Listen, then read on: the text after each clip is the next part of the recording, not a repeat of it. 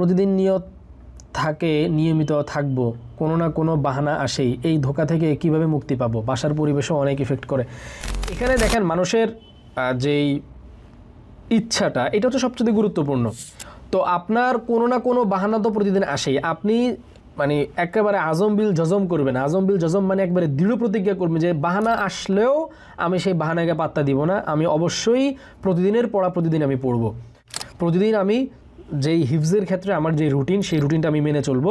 প্রতিদিন আমি এক আয়াত করে হলেও মানে নতুন পড়া মুখস্থ করব, পিছনের পড়া আমি ওস্তাদকে শোনাবো।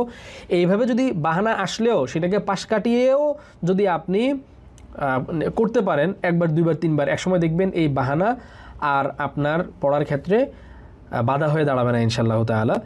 আর বাসার পরিবেশও অনেক ইফেক্ট করে। বাসার পরিবেশ স্বাভাবিক, আমাদের এখানে সবার বাসার পরিবেশ একরকম হবে না, এটাই স্বাভাবিক। তো এই প্রতিকূলতার সাথে লড়াই করেই তো আমাদেরকে এগিয়ে যেতে হবে, ঠিক না?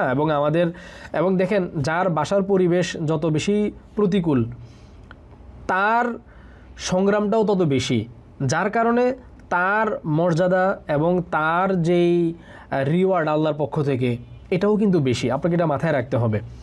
এখন যদি বাসার পরিবেশের কারণে আপনি যদি ইফেক্টেড হয়ে যান, তাহলে তো আসলে আপনার আল্লাহর কাছে বেশি মর্যাদাশীল হওয়ার যে একটা সুযোগ, সেটা তো আপনি পেলেন না।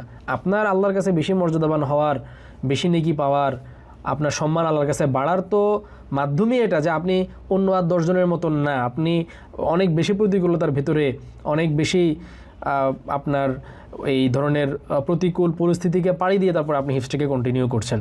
তো এই জিনিসগুলো মাঝে মাঝে চিন্তা করবেন ঠান্ডা মাথায়, তাহলে দেখবেন যে যত প্রতিকূলতাই থাকুক না কেন, কোনো না যত রকমের প্রতিবন্ধকতাই আসুক না কেন, আপনার হিফজের যাত্রাটা অব্যাহত থাকবে ইনশাআল্লাহ তাআলা।